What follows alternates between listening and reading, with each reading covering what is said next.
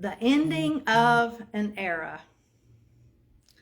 Saturday is my birthday. I was born in 1963, and during my birthday month, I typically look back on the previous year and I figure out what went wrong, what went right, and try and plan out my next upcoming year, business-wise and professional-wise. And with everything going on with my mom, I'm a little bit behind. And yesterday, a couple of conversations I had with my brother and my son just kind of made me feel a little bit nostalgic.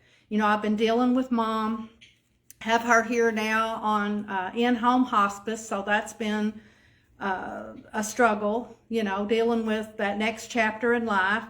But something that I missed a couple of months ago was the end of an era of my dad's business back home in Arkansas. My dad, he started Quinn Aviation in 1961, a couple of years before I was born. And what I didn't realize till I started looking at the dates and the numbers, he passed away at the age of 63, and I was born in 1963. And they were able to keep his business going all the way up until this past fall a few months ago. And my stepmom passed away a couple of years ago. And I really got to thinking about what that meant to have a family business that could carry on. And, you know, 60 years of business. How cool is that, right? But it's also hard to do. And, you know, times have really changed. I was talking to my son, and this truly was, Quinn Aviation truly was a family business. My Uncle Marshall worked with my dad. My stepbrothers, David and Greg Welch, worked for my dad. Me and my little brother, Roger, we grew up working at Quinn Aviation. And just to tell you how times have changed, I was really thinking about this. We were 10 and 12 years old, and we were actually physically working at the office. And, you know, times were a whole lot different back then. We didn't have all the lawsuits and all of that stuff. And us kids back in Paragould, Arkansas, we drove at a very young age, and we didn't have to worry about it before we got our permit and all of that stuff. We were driving. My stepdad was a car dealer, so I was constantly driving cars to the auction. Didn't even have a driver's license, didn't have a permit. But one of the things I was thinking of is when I was going to work, you know, let's say 12 years old, and I would drive from all the way out Center Hill. For those of you who are in Arkansas, you know where that is, you know, outside Paragould, all the way out to nearly the boot hill of Missouri, because that's where the hangar was. And Dad had 2 locations there, and I would go and answer the phones. And then as I got a little bit older, I learned how to do the books and some of those things. And was talking about all these people, you know, working the family business. And my dad remarried when I was in high school.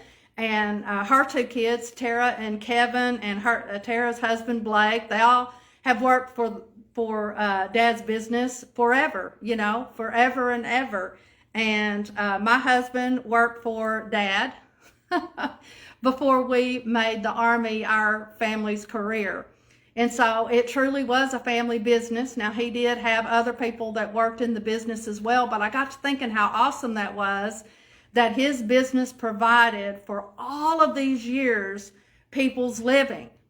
You know, for us growing up, it was a thing, but it was also a very smart business move, because he could pay us through the business, and it was a tax write-off. And, you know, we could buy our own things. So it was a really great business idea for him to hire us, but we actually did work. I got up at like 12 years old, and I would go to work every single day in the summertime, y'all. I would go and I would answer phones, and that's an 8-hour day. It wasn't too hard. It wasn't anything. He had another location, and he needed somebody there to answer the phones. And it blows my mind that you parents out here think that your kids shouldn't have to work and shouldn't have to do any of those things. That taught me a really great work ethic. I don't ever remember being sad or upset that I had to go to work. Now, I will tell you this, and one of my girlfriends, if she's listening, she'll tell you this. Dad had 2 lines back then. We didn't have cell phones, but we had the radio. And I remember him getting mad because I would be on the phone. Well, we had that other line, so I could talk to my girlfriend if I wanted to, probably way more than what we should. Spent hours on the phone, but the main line was always kept open for business. And as far as some of the smart moves, you know, the tax benefits for paying your kids, you can get fleet rates on vehicles. You know, after I left home and all of that stuff, I mean, my stepbrothers and sisters and all of them, dad, stepmom, and everybody always had beautiful vehicles. Well, they were getting fleet rates, and that was a whole lot cheaper than everybody going out and getting, you know, their individual stuff. And, you know, my little brother was even younger. I mean, he was running around in the loader truck helping them load it at 10, 12 years old too, learning how to do all of that. And then when I'm thinking about my entrepreneurial roots, his dad was an entrepreneur, my grandpa Quinn. And I've told you about this before, but he was an amazing Renaissance man. My grandpa was, my dad's dad. I mean, he had a farm, he had cattle, he had crops, he was a contractor. He had a lumber company out there, you know, Boot Hill, Missouri, out on the east part of town out there, and they had all that acreage and stuff. He was one of the first men in Greene County to have a tractor, drove it all the way on steel tires all the way from Memphis, Tennessee, and he was always doing entrepreneurial things. So I'm sure that's where my dad got it from. But my dad, what I loved, his entrepreneurial spirit, is he used the aviation business as his cash cow, okay? And that funded all of his other business ventures. And I don't know probably half of them, but I thought it was rather interesting. Some of the things that I went back in my mind to think about was, I remember he had invented a helicopter spray system, and he had gotten patents on it. And I remember people coming from overseas, and I don't remember which Asian country, to be honest with you. I need to look that up. But they came over, and there was a big write-up in the paper and all of that stuff about that. He had done that. He also had custom trailers that he built. He had an auto auction. He had farmland. He had fish ponds. He had commercial storage buildings, pizza franchises. He did some spec houses. You know, now all in all, some of these were successful and some of these were not. But the important thing is he kept going.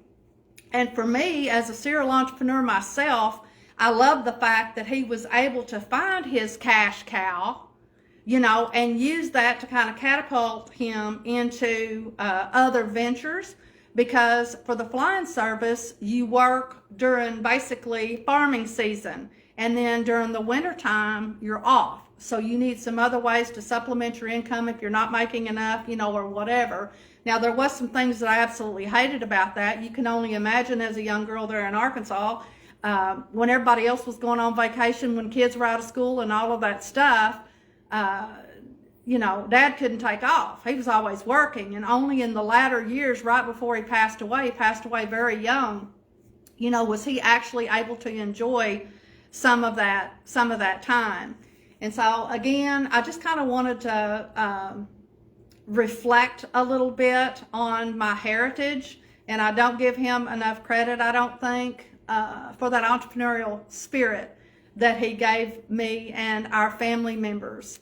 Like I said, you know, he was a fantastic pilot, and me and my brother both know how to fly. Roger has his license. I didn't finish mine up, but I can fly an airplane anyways because I took the lessons, and I need to finish that up. Love that. But he did that legacy, and I find it interesting that both my middle son and his wife are in aviation. She worked for the state of Wisconsin, but she was a flight instructor for several years.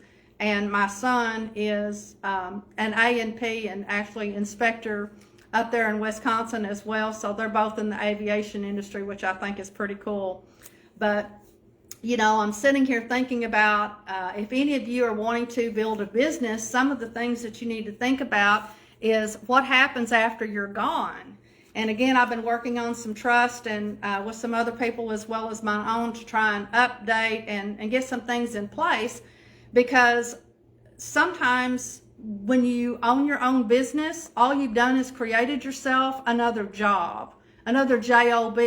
You really don't own a business. The business owns you. And if you don't have some things set up, to retire, you need to be able to sell that business and get enough cash so that you can retire, or sell it to someone that the business is making enough money that can churn off a payment to you. Or again, you need to be able to walk away from the business and have it operate without you. And those of you who have read Rich Dad, Poor Dad, we're talking about the right side of the quadrant. The left side of the quadrant, you are a W-2 employee up there at the top, and below that, you're self-employed, which means if you don't go to work, you don't get paid typically. But on the right side of that, you've got the business owner and investor. And that's where all of you really, you need to be striving to get yourself over to that right side quadrant. Now, some of you may not want to be a business owner, and let me explain that. I don't mean that you're actually physically in the business as a business owner. What I mean is you may want to put your money into a business venture so that you're getting money out of it as far as dividends or a paycheck, or ever, how you want to set that up. That's a true business owner, where you've got systems in place so that you don't have to physically go to work. Because after all, we don't know how long we're going to be able to physically go to work. And some of you may want to have a very active retirement life and not want to go to work all the time. Maybe you want to bump down to part-time, or you just totally don't want to work anymore. There's a lot of us that I'm probably never going to quit working, but I want to have some leeway on things that I can do. I want to take off and go do some traveling, okay? And that I need either some type of a mobile situation, or I need businesses in place so that they're churning off enough passive income, which puts you down there into that investor quadrant. And you need to put some money aside, and you need to have multiple streams of passive income. Passive versus active. I know for 5 years now, I have been preaching to you guys about how important it is to get yourself in a position so that you put your money to work for you in such a way that one day your money is working so hard for you that you no longer have to work hard for your money. And you need multiple streams of income. During COVID, I think many of you learned really quick how dangerous it was for you to be tied up with only one source of W-2 income. Right?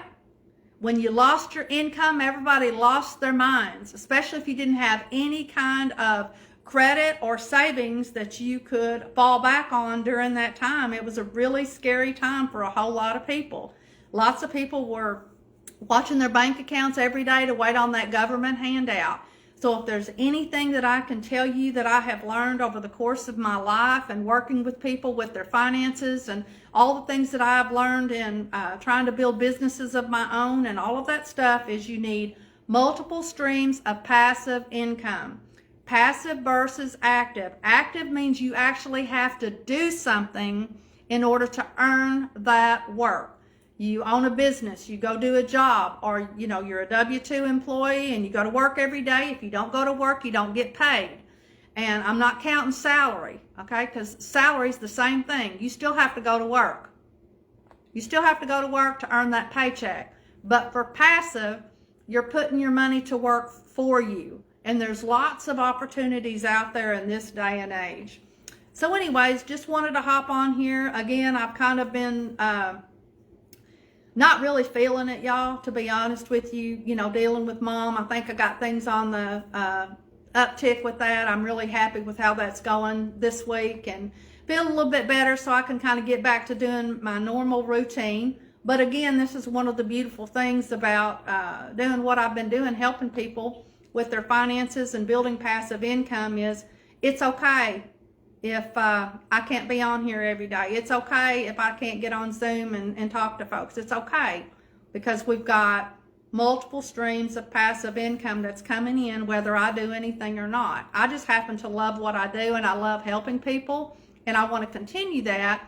But I just want to count my blessings and say that out loud, because I am grateful that I'm in a position right now where I don't have to physically go to work every day, and I can be here taking care of my mom and making sure that she's getting the best treatment possible during this transitional chapter of our lives. So I'm going to hop off here. Love each of y'all. Thank you for listening. You know, you've given me your most valuable time here by listening to my rants sometimes. But anyways, y'all have a fabulous day and hope you're enjoying the weather. Talk to y'all soon.